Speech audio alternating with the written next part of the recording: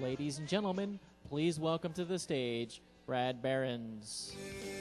Oh, we are back. So we launched the 3 mini-keynotes format at our San Francisco show in April, and we really liked it. It's a way of getting big ideas together in 1 hour and getting 3 different perspectives, not necessarily on the same thing, although I think today we actually do have 3 different perspectives on one thing, and that thing is transformation. We were talking about that a great deal with Wendy's keynote this morning about innovation within brands. And here today, and this is the closing part of the main stage program, although we have the expo and breakouts continuing afterwards, today we have 3 key new phenomena or developments in existing phenomena in our industry. So we have group buying, group deals, we have video, and we have the intersection between social and local. And so it's an exciting time for us in the industry. It's been an exciting few days. It'll continue to be an exciting day today. There's an old Chinese curse, and the curse is, may you live in interesting times. And I think we're actually quite blessed to be living in interesting times because, you know, it's not fun to run trade events when the trade doesn't change. But in fact, our industry changes rapidly. Every 6 weeks, there's something huge. You never know who's going to go and who's going to come. So it's very exciting for us to have 3 people who are instrumental to making the transformations that we're talking about happen. Our first speaker, there are many, many superlatives that can be said about Mitch Spolan. The one that he probably is not expecting me to say is glutton for punishment. And the reason I'm calling him that is that he actually spoke brilliantly. He and Jeff Rosenblum from Questis did a wonderful presentations that rock session yesterday. So I managed to beg and plead and wheedle and get him to speak not once but twice at this ad tech. Mitch is a longtime veteran in the industry. He came to LivingSocial earlier this year after a dozen years at Yahoo, where he was in charge of launching a lot of really interesting new creative technologies, including the Yahoo Smart Ads, which was just a fascinating product. He now leads national ad sales for LivingSocial. He is going to explain to you about this really like staggering new phenomenon of group buying. So let's give a big ad tech welcome to Mitch Spolan. See, you jinxed me. Thanks, sir. How's it going? All right, good. Let me find this remote. It's a big stage. We want to play tennis later. This is the place to do it. All right. So the daily deal craze, getting your brand on board. I didn't pick the title, but I tried to be as true to it as I possibly can. I'm just going to jump right into it. The way I approached this is I broke it into 3 different categories. I broke it into 1, why is this so powerful? And by the way, I'm here representing the space. I'm going to talk about our general space. I'll give you some stats on us as well as Groupon. And then I'll also give you some examples that we've done at LivingSocial to give you some perspective of how wide an opportunity this space presents. So the first one is why so powerful. Then I'm going to talk about the most common resistance that I see in this space. And then finally, I'll give you some examples. And I'll try to fly through them like 60-second examples. So the first one, why so powerful? The way I like to think about this is through basically a story about habits. So I used to work in Midtown, and I had this habit that every time if I wasn't with a client, I would go downstairs, go to my lobby, I would go through the revolving doors.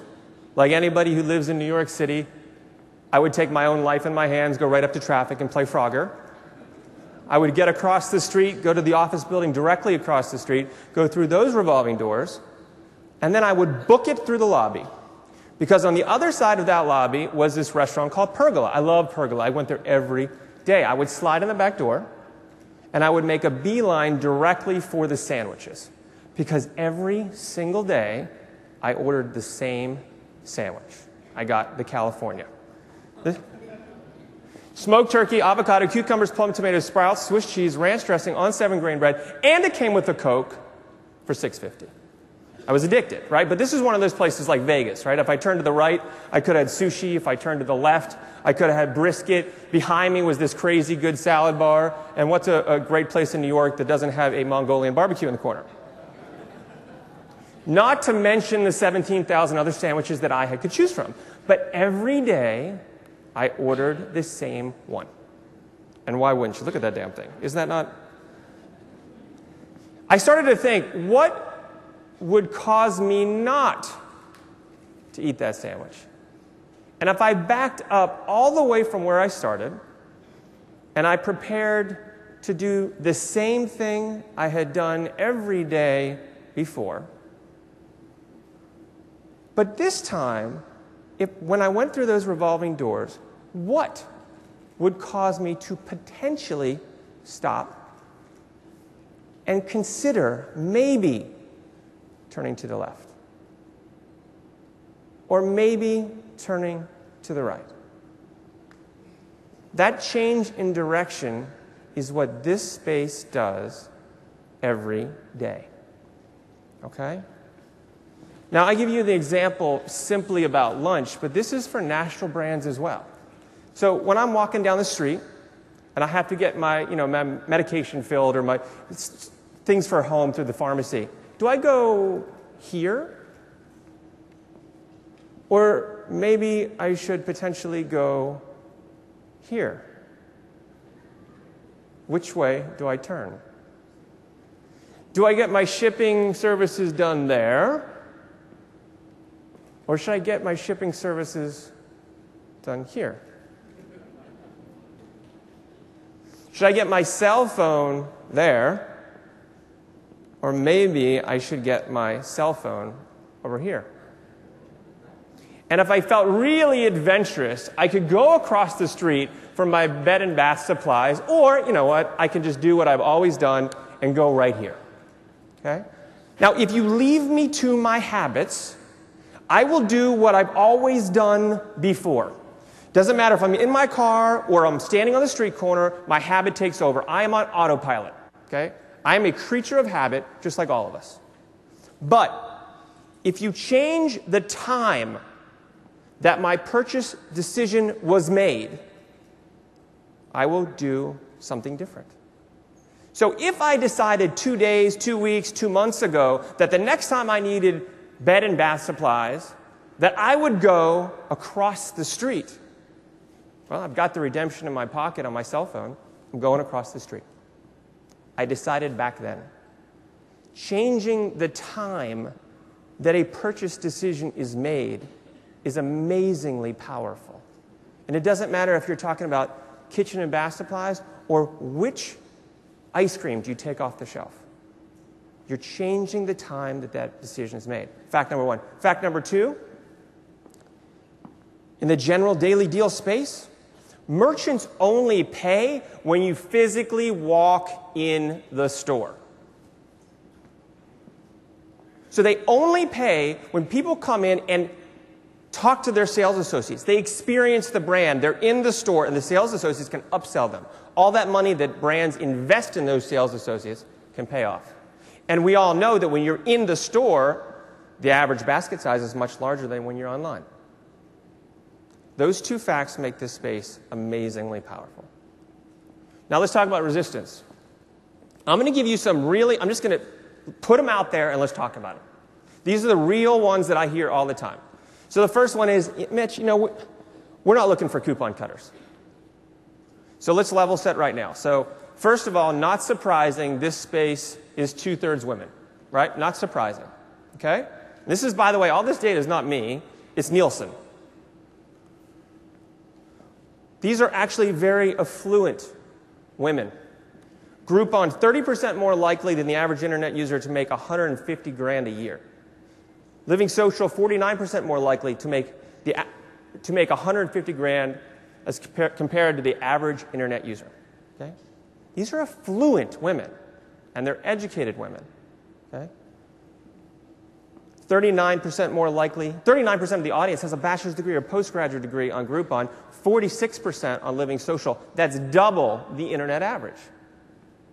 And when these affluent, educated women find something they like, they shout from the rooftops. They're 1/3 more likely to post on Facebook, to tweet, to write blogs, to share.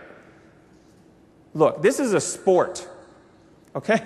My wife gets these every morning, and she critiques them. And when she finds one that she likes, she posts it. It's a sport. Let's go to the next one. Look, we can run a 50% off sale or coupon on our own, and we're going to get the same result. First of all, I mean, that's like comparing an apple to a condominium. They're just two different things. Okay, just very, very different things. There is no commitment with a sale or a coupon. If you get in, great. If you don't shop there, well, good to know that you're having a sale. I don't usually shop with you. Okay? That's on their terms. That's the coupon is going to expire shortly. It's just this weekend. You're having a sale for 24 hours. Thank you. There's no commitment. In this space, you're whipping out your credit card and you're buying a ticket to the store to come in on your terms. They prepaid. They're coming in. Very different than a coupon or a sale. This is a direct hit to my margins. My CFO is never going to do this. Instead of thinking about this as a direct hit to your margin, what I would propose is you think about it as the most efficient advertising you can do. And this is why. If you think about all of the money that is spent on traditional, forget traditional, display and search too, all of that money that is spent creating the ads, running the ads, posting the ads, measuring the ads, buying the media, creating the media, and you put it on one cell, and you said, okay, based upon that, I spent all that money, how many people walked in my store? Now look, to answer that question, you know how many people walked in your store from the media, and it's all done through regression analysis. And I love regression analysis as much as the next guy, but it's a model, right? In this scenario, you know exactly how much it costs because you only pay when somebody physically walks in the store. It's a very different mindset. So the way that we've seen success in the space is that when you think about that, when you have that really hard line between a CFO who is managing a budget, and rightfully so, and then typically the marketing team that has this desire to do this kind of mind-bending, time-altering kind of stuff that's new, the way that it works is that if you start to explain it as one of those cells on that spreadsheet is for advertising and marketing, if I can break that down and slide it over to fund this, that makes sense. And that's where we've seen a lot of the success. Next one. We don't want to discount our brand. So, first of all, this space is not an always-on strategy. It's not. There's plenty of great always-on strategies out there. You sell cell phones. You want to show up on Google and Yahoo and Bing when somebody searches cell phone? Great. Always-on strategy. You should be doing that. This is a once-a-year, twice-a-year kind of thing. That's it. This is not something that you train a consumer on. This is a once-a-year, twice-a-year kind of scenario, especially for big brands. Now, the other thing I would say is as you start to think about this, you have to remember it's not 50% off the total basket, it's 50% off the voucher. So if somebody buys a 10 for 20 voucher and they go in to spend $100, well, it's actually really a 15% discount versus a 50. Now, one other thing I would point out is that part of my job is I like to sign up and learn more about what our merchants are actually doing and with their newsletter. So I took a poll and I looked at just the first 6 brands in my inbox, and I counted the number of promotional emails that were sent to me by the brands.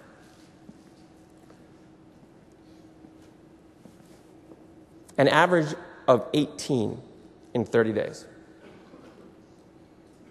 The subject lines look something like this. Final sale up to 70% off, 50% off tops, everything 50% off, 40% plus free shipping, 30% off plus free shipping, I like this one, 54% savings on 54th anniversary sale, 60% off, one after another, after another, after another, after another. So if you think about this, on an annual basis, what you end up with is 216 emails on a calendar year, compared to 1 or 2.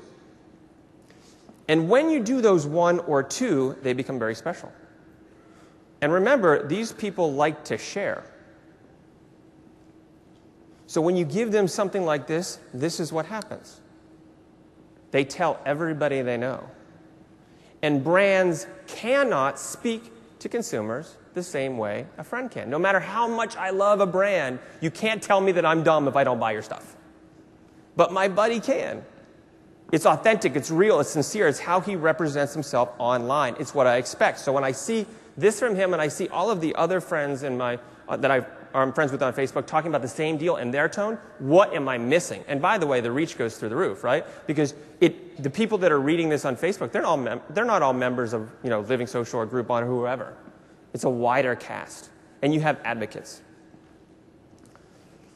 Now here's an example of how powerful this is. So we did something with Amazon. We sold 1.3 million gift cards in a day, which was great. But what was more interesting to me, it was what happened. 45,000 people shared it on Facebook. 7,300 people tweeted about it. Now what that translated to is of the total number of sales, 40% came through shared links. Facebook, Twitter, blogs, etc. That's over 500,000 socially inspired deals in a day. We only want new customers. Well, first of all, just the research says that 60% of the time somebody's using a voucher to try something new. 40% of the time, they've already been there. Okay? So, and of the people that are trying it new for the first time, 2/3 are going back, according to Lightspeed. So let's talk about just real quickly about the 40% that you don't want. Okay, so in that scenario. So have I told you about my sandwich? I love Pergola. If a voucher came out, I would buy it. And you know what? The amount of times that I go to that restaurant, if once a year or twice a year they gave me an opportunity to surprise and delight me, yeah, I would take it. Every one of our companies talks about surprise and delight. In fact, it's written on the walls. They paint it on the walls at LivingSocial. Okay? Now, when you think about this, remember also that when I buy that voucher, I'm going to tell everybody about my sandwich. It really comes down to this. Those 40% help convince the 60% to buy. You want both. We read the articles. People come for the deal. They don't come back. Okay, so first of all, 2/3 come back. We just talked about that. But let me put it in this perspective. So, for example, this is me a long time ago. A lot more hair, less forehead.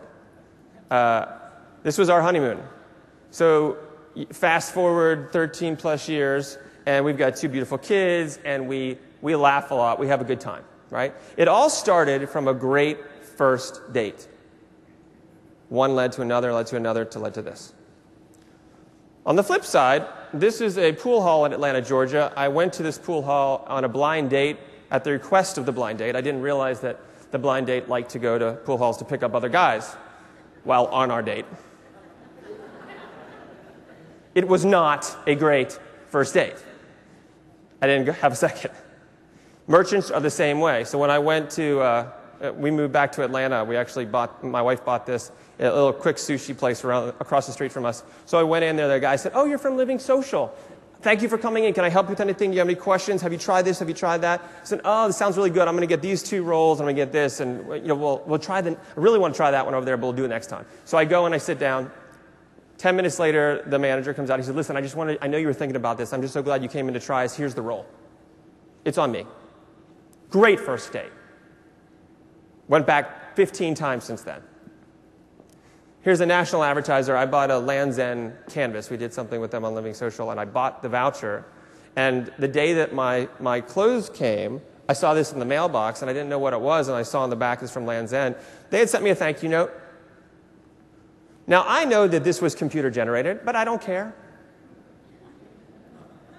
I don't. I like the thought that they said, "Listen, we appreciate you trying us for the first time. Thank you. Great first date." So when you create great first dates, you earn the second and the third.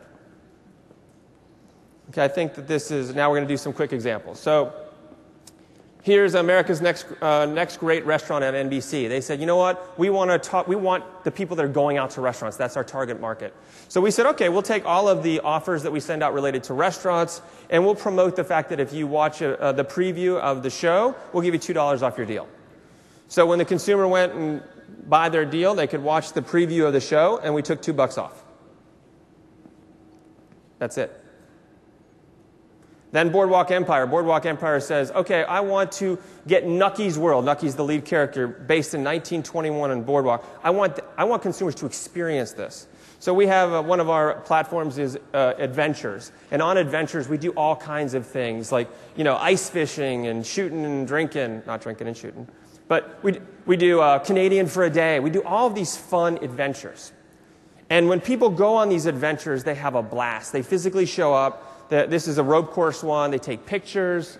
They have a blast. In fact, we have people that work at LivingSocial that are on staff. They're like camp counselors to make sure that they're having a great time. So we said, okay, well, let's take that and let's create a custom adventure for HBO and Boardwalk Empire.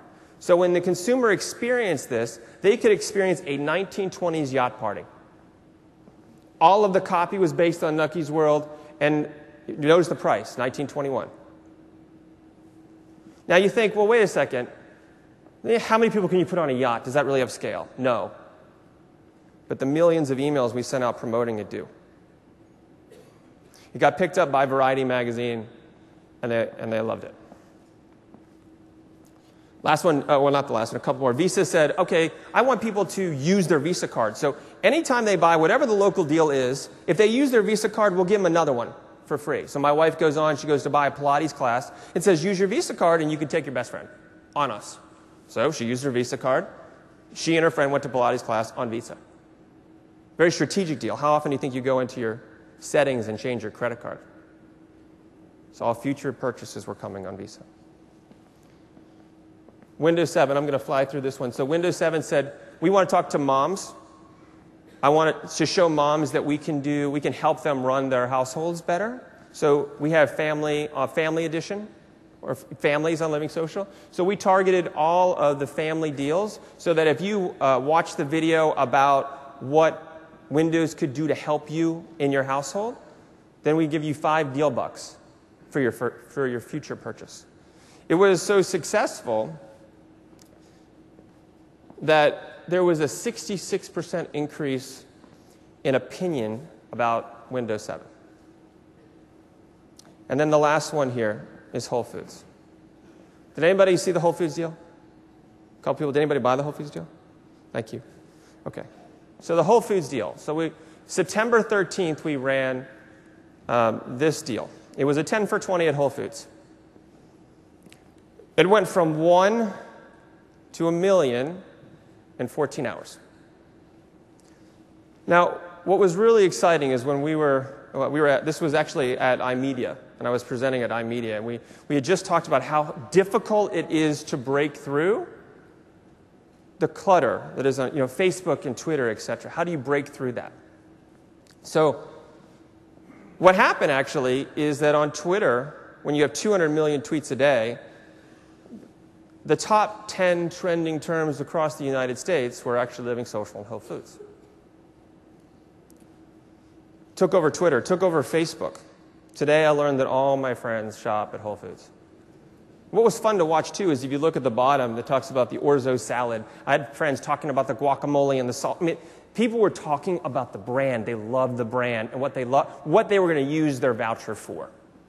Took over Facebook. In fact, Whole Foods has told us that this was the largest social media day for them ever, with more mentions on Twitter and Facebook ever. And they have a huge 1.7 million followers. Took over Google. The #1 hot search term on Google that day was LivingSocial, not because of us. It was because of Whole Foods. And took over the press.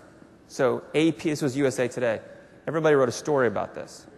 Now, if you think about this, the $10 discount plus the commission, if you think about, let's say it's $15 million cost to them for 1 million people. Let's just set aside the fact that 1 million people are walking in the stores. They took over Facebook, they took over Twitter, they took over Google, and they took over the press. I don't know of another way that you can get that type of coverage anywhere. It was earned. You can't buy it because it's not for sale. So in and of that itself, forget the 1 million people that walked in with $20 burning a hole in their pocket. This was a huge success. Now, right before I got on stage, I got approval from Whole Foods to show you this. The average basket size at Whole Foods Market of the LivingSocial member with a voucher is greater than the average basket size of the average Whole Foods customer. This is not a coupon. Which way do you turn? Thank you.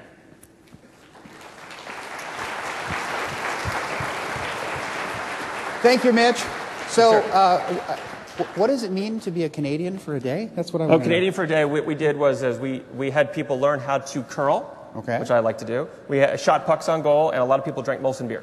Wow. That's Okay. fun. Yeah. It's a good deal. That's All right. fun. Thank you, Mitch. See you. So our next transformation speaker is Marc DeBevoise. He is the Senior Vice President and General Manager of CBS Interactive's Entertainment Division.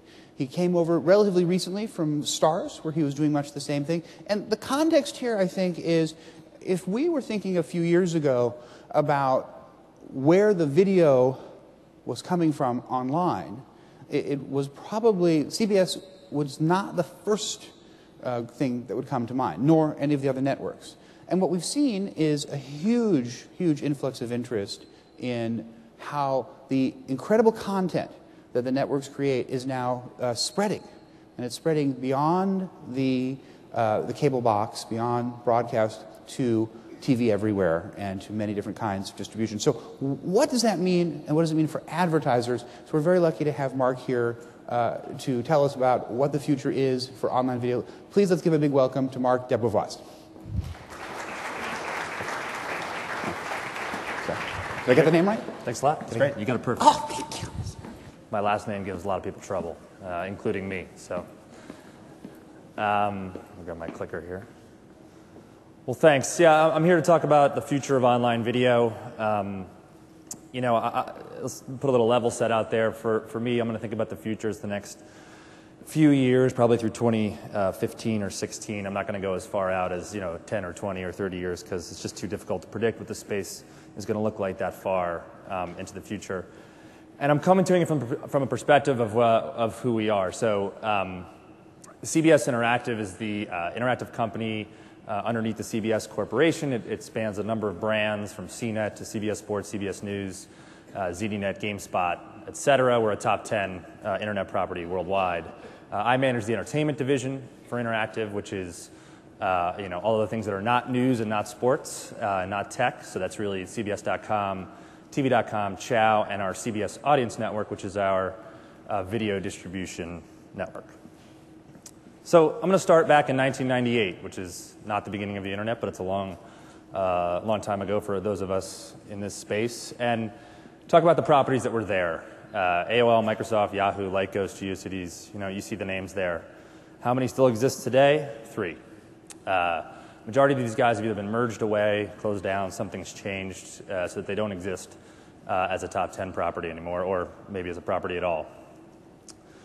Today, this is a look at the top 20 online video properties. The real trend that we see that's changed in this space is that professional content has come into the mix. And not only has it entered that market, it's actually beginning to dominate that market. So now 30 to 40% of all video that's watched on the internet, or at least in the top 20, is driven by professional media companies. So, like we just mentioned, this is where all these companies are headed. This is where we're headed, which is putting our content in various ways online.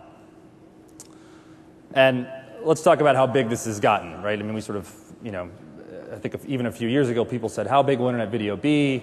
Is the technology going to be there? Are we going to have a good experience? Is it going to continue to spin and buffer every time I try to watch something long? I think the answer is we're there. We've hit critical mass. We're talking about 45 billion video views a month in September in the US.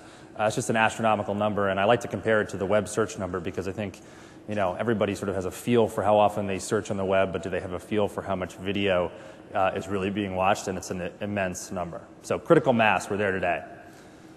And then let's talk about the ad market. You have, display, search, other things that go in there, and they're obviously a big market and growing at a nice clip over that 5-year period. But you can see here that, the video ad growth is far outpacing that growth. So it's a small market today. It's still a small market in 2016 relative to the overall media marketing pie, but it's obviously growing the fastest. So conclusion here is, video is the market to be in online for the future, for the next few years. So the future is video. But the great thing here, though, is that there's now a transformation happening about how we consume this video. I like to use the words online and digital sort of interchangeably because we're all using IP to deliver this video, but it doesn't necessarily mean it's what you would traditionally think of as a website, web browser experience. So there's massive device growth that's happening. I'd ask how many people in the audience have iPads, but I'm sure I'd get a 90% hit rate in terms of raised hands. I saw an interesting one at a conference the other day. They asked, how many of you take your iPad to bed with you? That's the question. But there's 35 million iPads out there today, 82 million tablet devices by the end of 2015 is the estimate here, 110 million smartphones. I mean, just device growth is immense. And what are people doing on those devices? They're consuming entertainment. These are the #1 apps in the stores. These are the #1 things used. It's a consumption device. It's about watching video.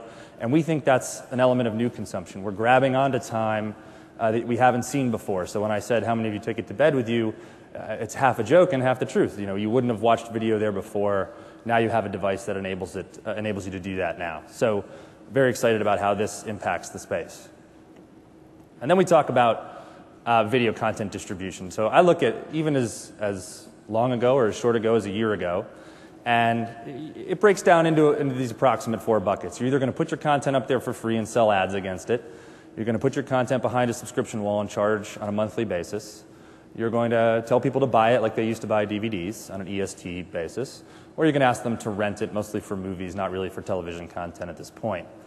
But what's so interesting is that already today, there's been some shifts, right? In a year, you have people expanding into markets. YouTube dives into the rental market. Fox puts their content behind a paywall and sort of gives up the first 8 days of viewership on the ad-supported side. And you're saying, wow, this is a market in transition. And when I look out, a year or two into the future, I just see massive change. I think lots of people are going to dive into different spaces. Now, it doesn't mean we're all going to give up the traditional businesses that we have, where we are going to be in the freedom market space, but we might be. So I view this slide as sort of this could be the way it heads. But there's certainly going to be a lot of changes in people expanding into new markets. So I would say an evolving market is the understatement for how we think about the video space. And then going along with the theme of the other 2 keynotes, social as a key impact here. So I don't have data on everybody else's Facebook likes and Twitters, but I can show you CBS's 120 million fans, now 750,000 Twitter followers. It's a huge audience that we can now tap into to market and talk about our shows and talk about our talent. And I think we're not the only network doing this, right? All the other networks, as you see on the side, have had programs. But what's so interesting there is it's not only having an impact on what we do on the web. So for us at CBS, we're seeing sort of 20 to 30% of our video session starts coming from social media leads. But we're also seeing, our belief is, and there isn't a lot of strong correlation data yet, but we think it'll come out there, that this stuff is helping us drive ratings, right? That the promotions that we're doing in social are helping build that sort of water cooler fan base to watch video, on television. So, online video market evolving quickly. I think the key here is the future is multi-platform, it's multi-model, and it's social. And you have to keep those things in mind as you move forward in the video space. So let's break down the ad-supported market because it is the largest of those few that we mentioned and the one that CBS lives the most in. So start on the far right, video ad networks. Right, this is how we break down the segments. Video ad networks in general are semi-pro content, sometimes UGC stuff. They're collected around typically a larger brand or brands, and what they're trying to deliver to you is big reach. But they're doing it at low CPMs, and the reason it's low CPMs is because the environments are not necessarily what we would call well lit. You're not sure where your ad's delivering. You're not sure necessarily if it's going to deliver and how far and wide and where it's going to be. You can't ignore YouTube in the middle here. This is 40% of all video views coming through one site. They're tremendous.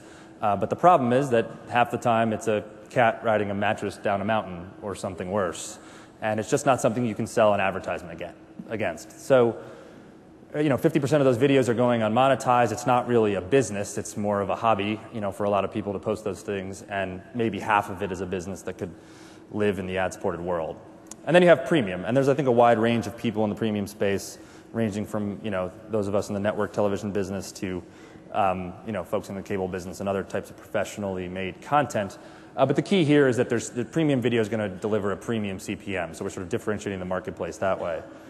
But what's so intriguing about these spaces is not where people are today, but where they're headed. Right? The video ad networks are trying to get bigger, badder content, or I should say, not badder.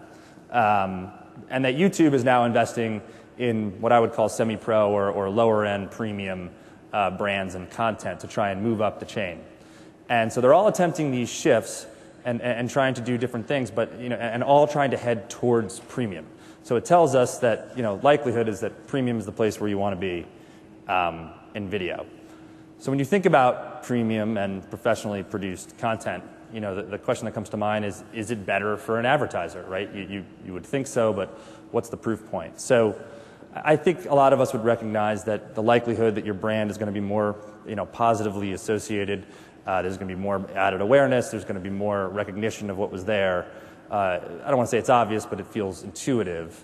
But I think the real key here is that the negative impression of advertising goes away when you talk about premium content. Now, I don't say it goes completely away, but certainly decreases significantly.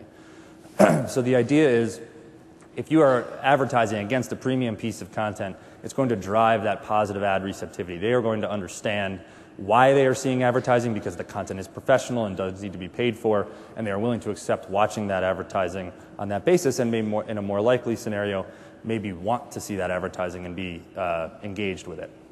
So what do these things tell us? Premium. Premium video is the most valuable segment, and the future is going to be about premium. So let's talk about engagement a little bit.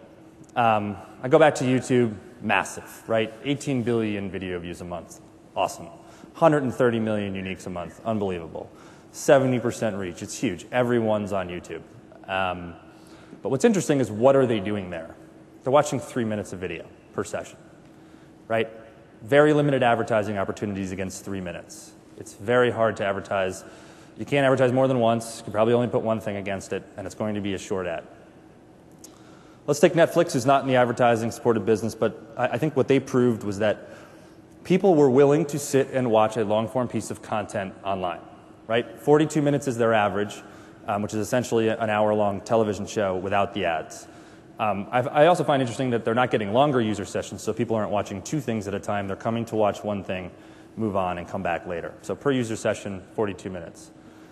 The amazing thing we're seeing, 55-minute user sessions. So while we're inserting advertising into that, it's not the same long-form piece of content. Netflix obviously has different content. Majority is library television, and we have the new release stuff. But we're seeing 55 minutes of engagement, where they're watching the entire episode with the advertising.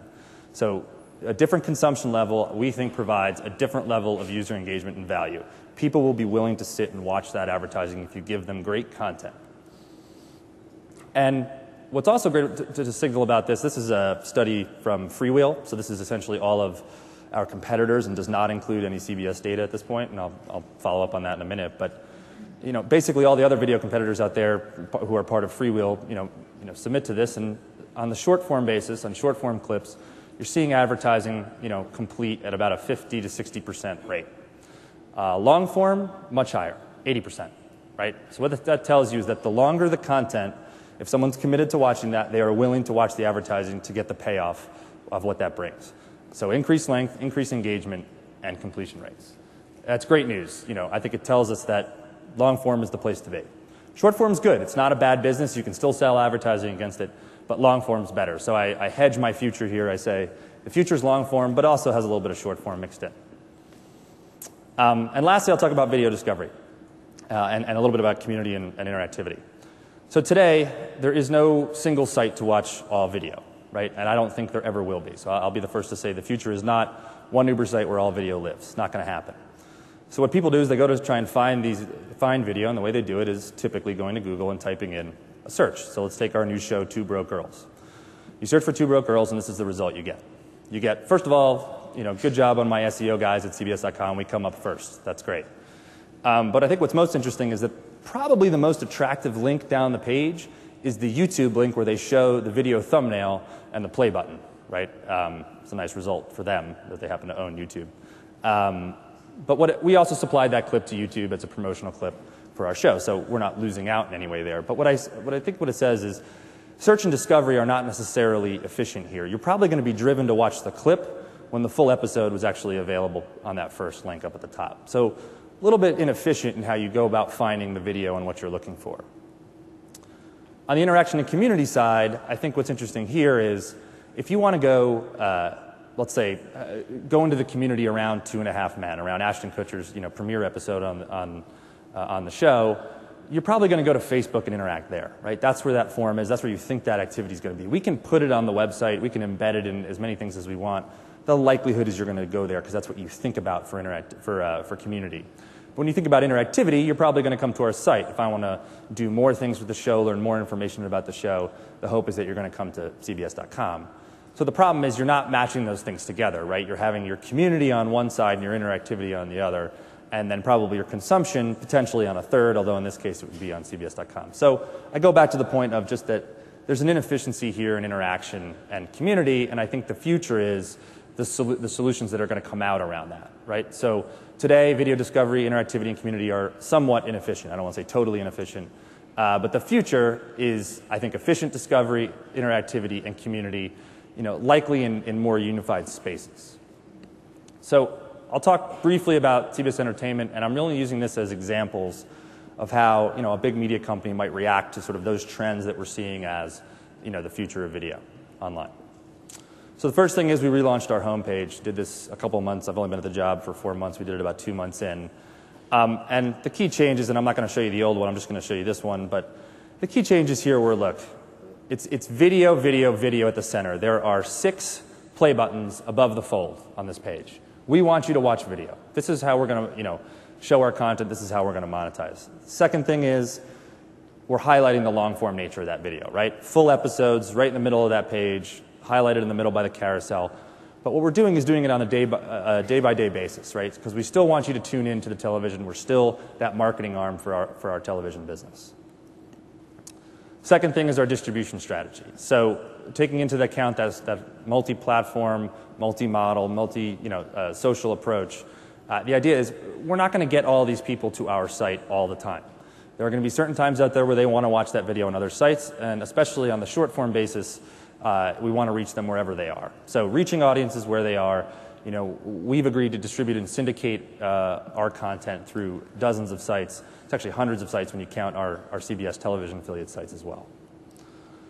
Activating our social audience. I mean, we told you before, 120 million Facebook fans, 750,000 Twitter followers. How are we activating those audiences? Well, first thing is we're using them to drive traffic to our site. So we're messaging to them new video that's available, video that's things that are happening on the site, and there's a really great way to activate people that way. But we're also thinking about deeper integrations and how do we use social to drive more. So one of the recent things we're doing, actually it's live this week, is Social Sweeps Week. We started with the SEC football game last Saturday between LSU and Alabama. And basically, talent from each of our shows is taking over the Facebook and Twitter pages that we have for those shows for a full day, posting video and tweets for the entire day. It's a surprise every day who the cast member is going to be, and then they go up and upload all these pieces. The key here is it's not just them tweeting for us anymore. We are having them shoot video of themselves working on the show on that day and post that stuff to our pages. We want it to be video-centric, and we want it to activate that social audience to come back and watch more video. On the ad performance side, you remember that slide I showed before where we sort of had 59% on the clips and 81% ad completion on the long form. Well, I don't make this point to make the point about CBS. I make this point to make the point about premium, right? That content was a broad, that study was on a broad array of content partners that freewheel services. This is our data, just CBS content. And so I would say that CBS sits on the super premium side of premium, or the higher end of the premium side, and look what that does to those results, right? The more premium the content, the better the results. The longer form the content, the better the results. So I think there's a proof point here, to be made. And lastly, we bought a company, Clicker, about 7 or 8 months ago, just before I joined, and are in the process of merging it with our site, TV.com. And what I only show the logos here because we're in the process of redoing this, and we'll be relaunching on or around the end of the year. But the point is that discovery, that community and that interactivity and efficiency that we see, we think there's a solution out there that doesn't have to do with driving everybody to watch the video on the same site. So Clicker was all about guiding you to it was an internet guide to video, right? Go find that video on any site where it exists, but how do I go find it? And it's not just one link, 5 things down on the Google results, right? It's actually a list of places you could find each of these professionally produced or web original pieces of content. And merging that with a huge metadata and community site that we have in TV.com around all things television, we think is the right answer to try and head off that inefficiency. Look, so in conclusion, video is the market to be in, right? This is high growth, high traffic stuff. This is where the next 5 years are going to be made or broke on the internet. Second thing is multi-platform, multi-model, and social, right? You got to think about not just ad-supported, but subscription, transactional, distribution models as well. But you also need to think about how social's impacting that and what devices you're putting content on. I think you need to think about premium, right? Everyone's headed up that chain, and some people are already there. This stuff is way more valuable from an advertiser perspective, and I believe from a user perspective as well. You're seeing those stats. You're seeing the growth in long-form consumption. I think it's about long-form, but also a little bit about short-form. I think there's times of the day where it's better for one or the other, and there are different times when you want to consume a short form of video and a long-form piece of video. But I think what Netflix and people like us have proven is that people will watch that long-form piece of video today, and they're having a great quality experience with that video. And lastly, as I talked about, that efficiency in discovery, interactivity, and community, I think it's coming. Our solution's TV.com. It's also around CBS.com, but I think others are going to be, going after that space as well. And I think it's going to be a really, really interesting next few years in this space. Thanks. Thank you, Marc. Hey, I've got a question. You talked about efficiency, and I have a different kind of efficiency in mind. So sort of thinking as an advertiser for a minute, how closely integrated is CBS Interactive Entertainment on the sales front and on the campaign front with CBS? So if someone's going to try to do a surround sound of something with The Mentalist, how do they work with you guys separately? I like that you picked a show that we don't have the online streaming rights to. I'm sorry. 60 Minutes? Would that work? No, I'll give you an example. I'll take Hawaii Five-0, which is a show we produce out of our own studio. Okay. And that GM and Chevy are huge sponsors of. They sponsor the show both on air and online. We have, separate sales forces, but they sit, 2 floors apart inside the BlackRock building uptown, and they work very closely together. So when an advertiser like Chevy wants to own that show across all platforms, that's possible for them to do. So we've done, obviously, a lot of on-air integration. The cars are in the show. There's a lot of pieces that are in show. We've also built them an online web series called Hawaii Undiscovered, which is actually a travel series shooting all of the really exotic locations that we've shot Hawaii Five-0 in Hawaii, but using sort of Chevy autos to get there and get around the place, which sometimes is hard in Hawaii, but they've figured it out. And they're integrated both online and on air. So there's a really easy way. There are easy ways to do it. I mean, it's obviously bigger buys than your average online buy, but it's a really nice way to integrate sort of brands cross-platform. It's a great answer. Thank you so very much. Thanks a lot. Thank you. All right. So our final main stage speaker is Clara Shai. She has been called one of the most influential people in social business by the likes of Forrester and Fast Company. She was the creator of the first social business app called FaceForce in 2007. And she's also the founder and CEO of Hearsay. And Clara is here. She's actually building 2 bridges simultaneously. The first bridge is between the arc that we had yesterday, which started with Facebook and David Fisher in the morning and ended with Christian Ostley and Google Plus in the evening, with a lot of other stuff in the middle. And the other bridge she's building is between our co-located Social Loco conference and the rest of ad tech, and particularly on where social and local are hitting together. So we're very lucky to have her. She's also the author of The Facebook Era, which is a New York Times bestseller. It's just come out in its 2nd edition, and it's a wonderful book. And she'll be doing a book signing immediately after her talk, right up right out those doors and up the stairs. I hope you'll all go and buy the book. And she's also, by the way, a newlywed. She got married just 2 weeks ago, so we're getting her in her next incarnation personally as well as professionally in Hearsay. So she's a tremendous amount of value to impart. Let's give her a big ad tech welcome, Clara Shai. Thank you so much, Brad. It's great to be back here in New York, and thanks to all of you for joining me today for this keynote. So what I'm going to talk to you about is the social era, and specifically 7 habits of highly successful social marketers. As Brad mentioned, I come from a technology background. I met my co-founder at Hearsay at Stanford a decade ago when we were graduate students there in computer science. After that, I worked as an engineer at Microsoft. I worked in product and corporate strategy at Google, and I worked in marketing at Salesforce.com. And as Brad mentioned, in 2007, I developed the first business application on Facebook. And subsequently, I had an opportunity to write The Facebook Era. And the year that I spent researching and writing that book, I interviewed hundreds of brands and hundreds of agencies and realized that there was a huge opportunity to serve brands through social management software. And that was when I decided to leave Salesforce and found Hearsay Social. We started it 2 years ago out of my apartment in San Francisco. Today we have over 60 people. We just opened a New York office. We were cash flow positive last year, which was our first year of operation. So it's great to be here, and it's great to be part of this classic Silicon Valley story. Now, about Hearsay Social, what we do is we are a social CMS software company, and we focus on working with national, local brands. So these are brands like State Farm or 24 Hour Fitness who have a strong corporate presence combined with large numbers of local stores, branches, and representatives. And what we allow these brands to do is first find all of their local pages that they may not even know exist, then apply business rules such as no profanity to those pages, and then finally push out content, whether it's a video or a LivingSocial deal, to all or a subset of these pages simultaneously. And so it's been a tremendous ride for us, and it's great to see a lot of you in this room that we've been having conversations with. But of course, we have to make sure we practice what we preach. And so this is the conference hashtag and my own personal handle and my company's handle so that we can continue the dialogue long after this year's Ad Tech.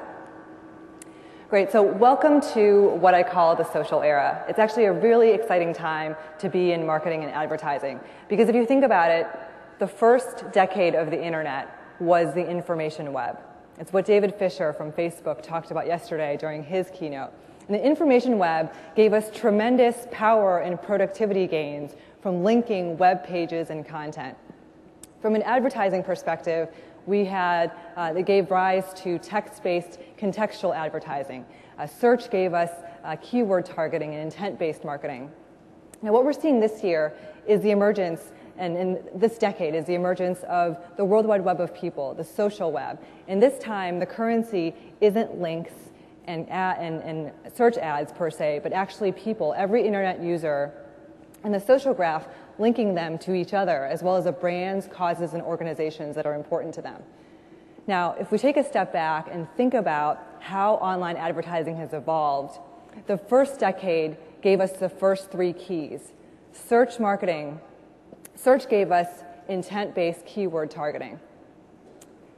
Cookies and Amazon and credit card transaction history gave us transaction targeting and retargeting.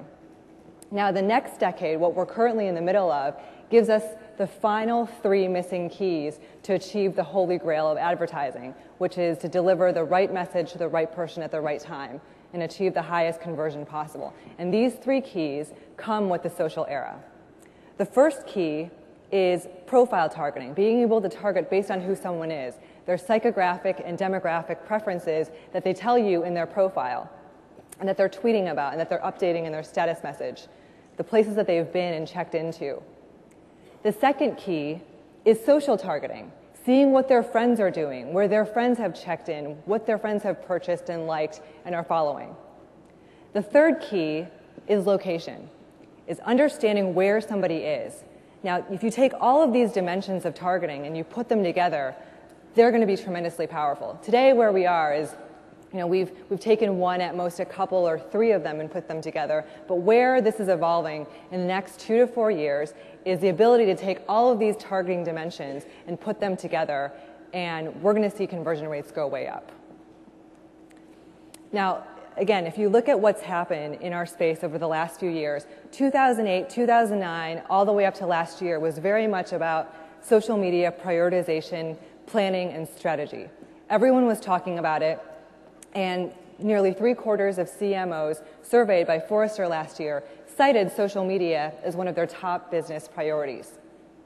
What we're starting to see now, maybe in the last 6 months and going forward over the next 18 months, is we're transitioning from social media planning and pilots into social media execution.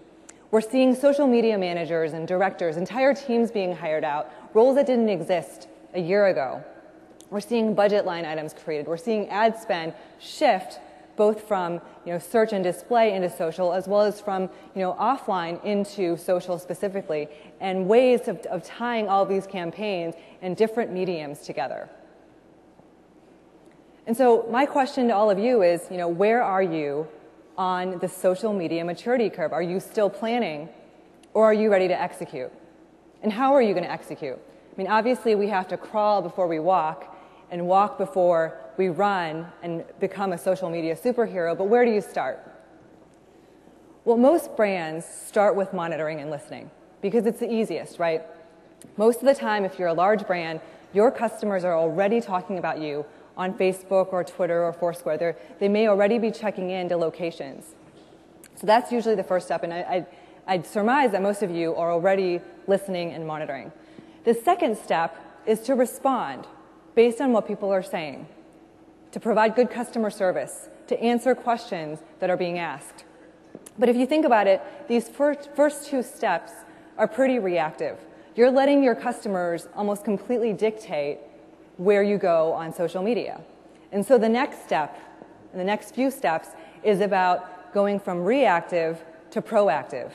How do you go from hear to say? How do you start to influence a conversation and influence the influencers around the topics and discussions, upper funnel activities as well as transactions at the bottom of the funnel that are important to your bottom line? And so engagement, as we've talked about throughout this conference, is very much hinged upon good content and good conversation. And then the last step that some of you are just now starting to get into is to get local. Is to say, I know I can improve conversions by getting as targeted as possible. And being targeted means getting social, getting personal, and getting hyper-local, or at least at the regional level to begin with. And so what I'm going to talk through is now is the 7 habits of highly successful marketers. And I know it's not realistic for me to get through all of these, but I'll try to get through as many as I can in the time that I have. So habit number 1 is to establish home base. Now, usually this takes the form of a brand page on Facebook or Foursquare or Twitter, or it's several brand pages that you might have. But essentially, before you start to take advantage of the advertising and the sponsored stories and the other kinds of activities you might do, you need a place to drive people. You need an official place where people can go to find you and learn more and engage. And you also have to build up this page so that there's interesting things to do once they get there. And so a few things to note here in terms of trends. One is that for a whole large number of small and medium-sized businesses, brand pages have become the new website. A friend of mine owns a beauty salon in San Francisco, and for 5 years, she paid someone $300 a month to build and maintain her website. And she had no idea who was going to her website. And one day, I showed her how to use Google Analytics, and we found that she had 0 website visitors. She was paying $300 a month every month for 5 years. She had 0 website visitors. And Kimberly knows how to do eyebrows. She's great with makeup, but she does not know what SEO means. She does not know what SEM means. And so for proprietors like her and for a lot of businesses that are smaller, it just doesn't make sense to have a website and funnel all this money trying to drive traffic to these external websites. It's much easier to go where the customers already are. And so that's exactly what Kimberly has done. She's gone to Facebook, she's created a page. She's very non-technical, but even she knows how to create a business page. And every time she needs to update her new website, she just writes on her wall. And she has over 250 fans, and it's transformed how she does digital marketing. The second trend to understand is that, of course, if you're a bigger brand, a larger company, it's not feasible to scrap your website, but to think about how you can use these social pages to complement your existing web strategy. And so Starbucks does a great example of this. They have a very beautiful, well-built-out website, that has all sorts of information. But when you go to their Facebook page, that's where they test out new campaigns. That's where they feature their new pumpkin spice latte. That's where they have a game where you can enter a contest for the mint mocha frappuccino, things that they wouldn't do on their normal website. And they can also reach audiences on Facebook who normally wouldn't visit their website. The third trend, though, is in either case, whether you're using your brand page as a replacement or as a complement to your website, the new currency of the social era is comments and likes and engagement. We're shifting from page rank to edge rank, and relevance is determined by the quality of your conversations and the quality of your content. Habit number 2 is to claim your pages. Now, while it's very important to establish an official home base, the truly smart brands that really want to go where the customers are finding the pages that customers have already created about their brand. Next time you go on Facebook, do a search for your brand. Do a search on Twitter. Do a search on Yelp. Chances are, especially if you're a national local brand, your customers or your gung-ho employees have already created a whole number of pages that are out there. And so what do these mean? Instead of shutting them down, these are opportunities for you to engage. It's a free distribution channel for you to get free impressions. You invest all this money in creating a campaign or a video or a LivingSocial deal. Why wouldn't you push it out through as many channels as you possibly can? I think this is one of the biggest untapped opportunities today on social, is all of these pages that are out there. And so what we did at Hearsay was we developed this rogue page finder. Just like Google indexes the web, we index social sites, and we find all of the brand pages that are out there that oftentimes the CMO doesn't even know about, so that they can start leveraging them, so that they can start engaging their customers where the customers are already having conversations about the brand. Habit number 3 is to get local to drive sales. Now, I talked about this a little earlier, but there's a couple points here to think about. One is recognizing when you're a brick and mortar, as strong as your brand may be, as loyal as your customers may be, that the most visceral experience is happening at your store. It's happening at the local level. It's happening through those relationships and the conversations that they're having with your store employees and your representatives and agents. And so how do you tap into that? In July, one of our customers, Farmers Insurance, ran the most successful Facebook marketing campaign ever. They actually set a Guinness World Record for the greatest number of likes on Facebook in a 24-hour period. And the way they were able to do that was by tapping into local social capital, by tapping into the networks and the word of mouth of all of their 15,000 agents and stores across the country.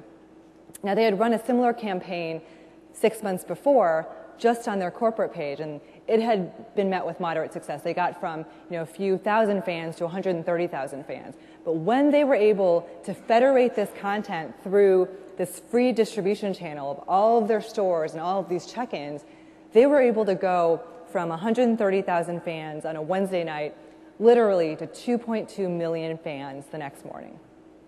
And today they have over 2.3 million fans, and so success has begotten more success in that case versus having a drop-off.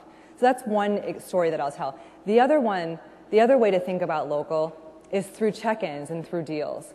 And so another organization we work with, 24 Hour Fitness, they realized that there were a lot of customers who were checking in to their fitness clubs, and they weren't doing anything about this. I mean, any of you who have locations, people might be checking into your locations, and it is such a missed opportunity to not do something about it for a few reasons. Number one, when someone checks in, they're not only in your store, but they're telling you that they're in your store, and they're telling their friends that they're in your store, and so you want to give them immediate gratification. You want to encourage that behavior so that they'll keep checking in next time. Number two is that because they're on a social site, every time they check in or engage on your page, you're getting free access to their newsfeed. You're getting those free word-of-mouth impressions through to their friends. And that's a huge untapped opportunity. And then the third reason is when you have this person who's not only in your store, but has told you they're in your store, you have an opportunity to give them a deal, some sort of promotion, to increase the probability that they'll transact or increase their basket size.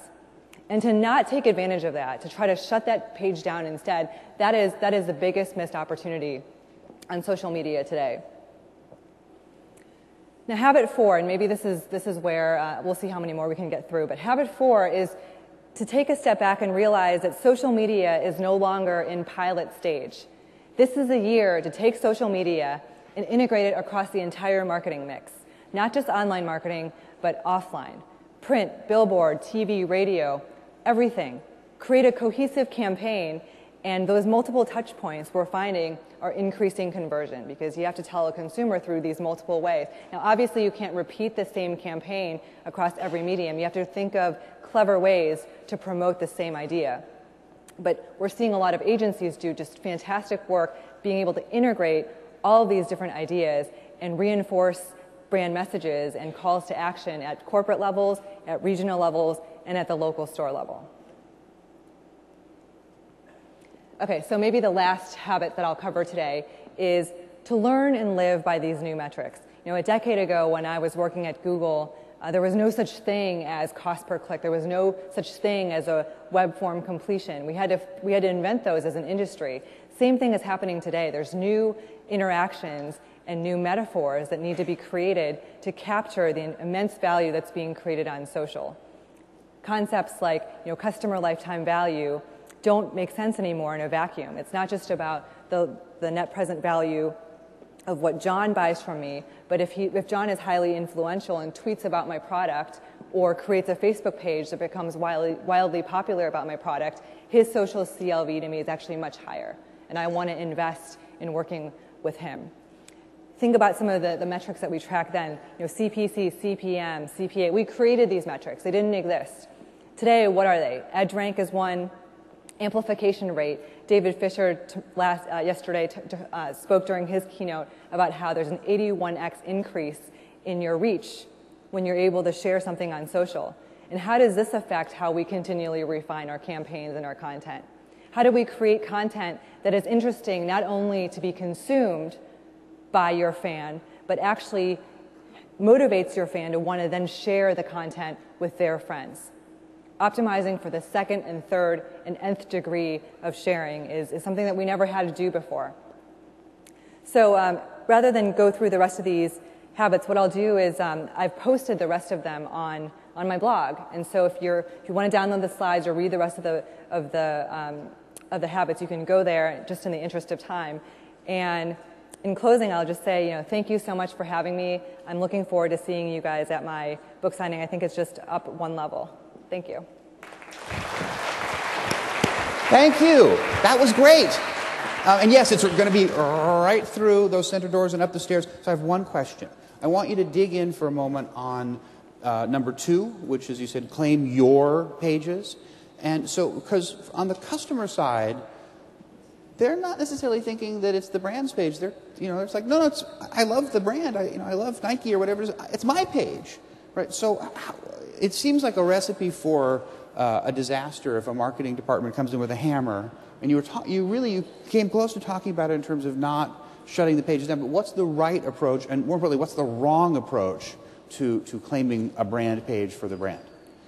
Well, there's ways that you can technically claim it, like working with Facebook or working with Foursquare to become the admin. But I think what is actually better is to work with the existing owner. I mean, that's what Coca-Cola did. That's what Ferrero Rocher did.